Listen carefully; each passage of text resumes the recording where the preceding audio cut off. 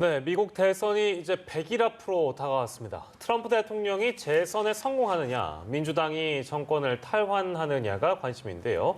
코로나19 상황이 주요 변수 중에 하나로 꼽히고 있습니다. 네, 이런 가운데 코로나19 재확산으로 큰 타격을 받고 있는 미국 텍사스주에 강풍과 폭우를 동반한 허리케인 해나가 상륙해 침수와 정전 피해가 발생했습니다. 말 그대로 엎친 데 덮친 격인데요. 밤사이 들어온 글로벌 뉴스 김지수 기자와 살펴보겠습니다. 어서 오십시오. 안녕하세요. 네, 주말 사이에 신규 확진자 또 많이 늘었네요. 어제 보도 보니까 1,600만 명을 넘었다, 확진자 수가요. 이런 보도도 있어서 현재까지의 상황 좀 정리하겠습니다. 네, 세계 곳곳에서 재확산 징후가 뚜렷해지고 있습니다. 전 세계 누적 확진자는 1,639만 명을, 누적 사망자는 65만 명을 각각 넘어섰습니다. 오늘 오전 8시 통계 사이트 월드 오미터에서 확인한 수치입니다. 확진자가 가장 많이 발생한 미국에서는 누적 확진자가 436만 명을 넘어섰습니다.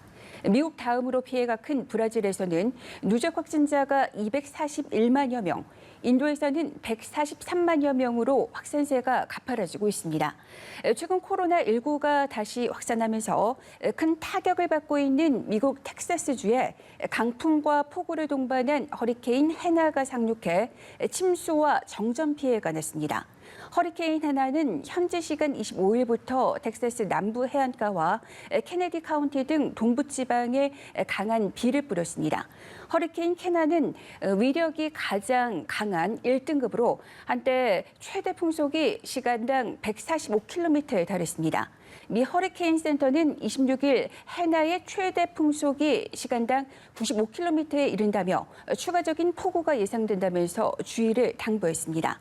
텍사스 남부에서는 3만 3천 가구 이상의 정전 사태가 발생했습니다. 그리고 일부 지역은 침수된 상태입니다. 네. 유럽의 상황을 보면 유럽에서는 국가 간의 이제 봉쇄령이 완화가 되고 또 관광이 재개되면서 관광지를 중심으로 집단 감염 사례가 계속해서 나오고 있는데요. 본격적인 휴가철을 앞두고 이제 휴가철이 시작되면 재확산이 더 심각해지는 게 아니냐 이런 우려가 나오고 있는 상황이라고요. 네, 맞습니다. 그래서 그 오스트리아 관광지에서 그 집단 감염이 발생해 주목을 끌고 있는데요.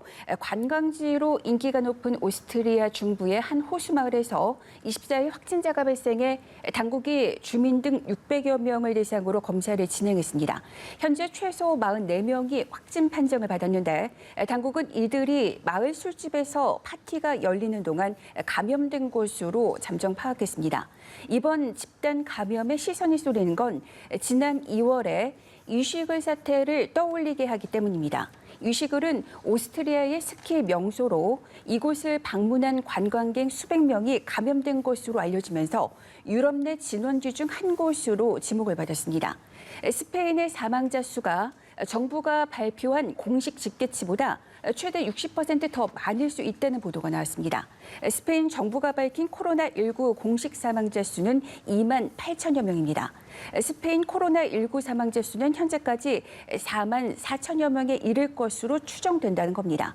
각 지방 당국들의 사망자 집계 가운데 코로나19 감염이 확인되지는 않았지만 이 바이러스에 감염돼 숨진 것으로 의심되는 사례까지 합치면 사망자 수가 크게 늘어날 수 있다는 겁니다.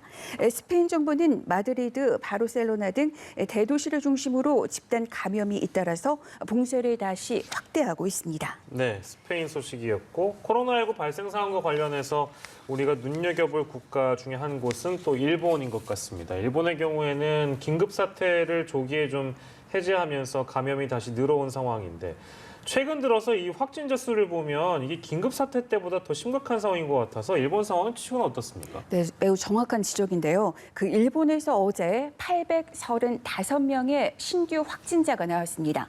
일본의 하루 확진자는 어제까지 닷새째 700명 이상을 기록하고 있습니다. 긴급 사태를 발령했을 때보다 일일 신규 확진자 수가 더 많이 나오는 등 사태가 더 심각하다는 지적까지 나옵니다. 일본 정부는 코로나19가 재확산함에 따라 기업에 재택근무 또 시차 출근을 재차 요청하기로 했습니다. 다만 긴급 사태를 선언할 그런 상황은 아니라는 입장을 고수하고 있습니다. 지난 4월과 5월 1차 확산 때보다 지금은 중증 환자 수가 적고 의료 체계도 유지되고 있다는 판단에서입니다. 싱가포르에서는 어제 481명의 확진자가 새로 나오면서 누적 확진자가 5만 명을 넘어섰습니다. 눈에 띄는 건 어제 신규 확진자 481명 중 대부분의 감염자는 기숙사에서 생활하는 이주 노동자들이었다는 점입니다. 싱가포르 정부는 코로나19 환자의 90% 이상을 차지하는 기숙사 거주 외국인 이주 노동자 30만 명에 대한 전수조사가 다음 달 초에 끝날 예정이라고 밝혔습니다. 그리고 베트남은 지난 100일 동안 지역 감염자가 단 한 명도 나오지 않은 코로나19 청정국이었는데요. 중부 지역의 다낭에서 100일 만에 확진자가 발생한 지 하루 만에 또 지역 감염자가 추가로 나오면서 비상이 걸렸습니다. 이에 따라 베트남 당국은 주민 10,000명을 대상으로 대규모 검사를 진행할 예정인 것으로 알려졌습니다. 알겠습니다. 다음으로 미국 대선 관련 소식 짚어보죠. 오는 11월 3일 이제 미국 대선이 치러질 텐데 이제 100일을 앞둔 시점에서 트럼프 대통령이 경쟁자인 조 바이든 전 부통령에게 상당한 격차로 뒤지고 있다. 이런 여론조사가 계속해서 잇따라 나왔습니다. 또 이제 특정 정당이 압도적인 지지를 받지 않는 주, 그러니까 경합주에서조차도 이 트럼프 대통령이 고전한다. 이런 조사가 이어지고 있다면서요. 네, 말씀하신 대로 그 CNN이 실시한 세계 경합주 여론조사에서 바이든 전 부통령이 트럼프 대통령을 모두 앞섰습니다. 플로리다에서 51%대 46%, 애리조나에서 49%대 45%로 오차 범위이긴 하지만 바이든이 트럼프를 각각 5%포인트, 4%포인트 따돌렸습니다. 미시간에서는 52%대 40%로 두 자릿수로 이겼습니다. 이들 세 개 주는 2016년 트럼프 대통령이 모두 승리한 곳이었습니다. NBC 방송이 실시한 조사에서는 바이든은 애리조나에서 50%대 45%로 앞서 비슷한 흐름을 이어갔습니다.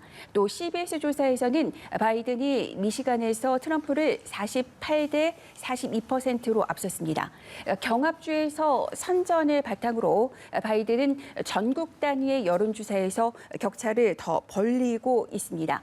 그리고 정치 전문 웹사이트 리얼 클리어 폴리틱스가 각종 여론조사를 취합한 결과에서도 비슷한 흐름을 보이는 것을 알 수 있는데요. 트럼프 대통령의 평균 지지율은 40.9%로 49.6%를 기록한 바이든에게 8.7%포인트 뒤처졌습니다. 트럼프 대통령은 2016년 대선 때도 7월 기준으로 민주당 힐러리 클린턴 후보에게 여론조사에서 뒤졌지만 당시 격차는 현재만큼 크지는 않았습니다. 대선이 석 달 앞으로 다가왔지만 아직도 유권자의 13%가 지지 후보를 결정하지 못한 것으로 조사돼 트럼프 대통령에게 반전의 발판이 될지 주목되고 있습니다. 이런 가운데 트럼프 대통령은 한국과 미국의 철통 같은 동맹이 아시아와 세계의 평화와 안정에 필수적이라고 밝혔습니다. 트럼프 대통령은 6.25 전쟁 정전일인 27일에 포고문을 발표했습니다. 트럼프 대통령은 한국은 미국의 가장 강력한 동맹 중 하나라며 미군은 한국군과 나란히 자랑스럽게 계속 복무할 것이라고 말했습니다. 이어 한미 동맹을 전쟁에서 구축된 우정과 철통 같은 동맹이라고 빗댄 뒤 아시아와 세계의 평화와 안정에 필수적이라고 강조했습니다. 트럼프 대통령은 2년간 포고문을 발표하면서 대북 메시지를 넣었지만 이번에는 없었습니다. 아무래도 북미 협상이 장기간 교착하는 상황을 감안한 것으로 풀이됩니다. 예. 트럼프 대통령은 근데 보통 승부사 기질이 있어서 100일 사이에 또 어떤 전략으로 이 대선판을 뒤집으려 할지 저희 또 지켜보도록 하고요. 이 소식까지 만나봤습니다. 지금까지 글로벌 브리핑 김지수 기자였습니다. 고맙습니다. 고맙습니다.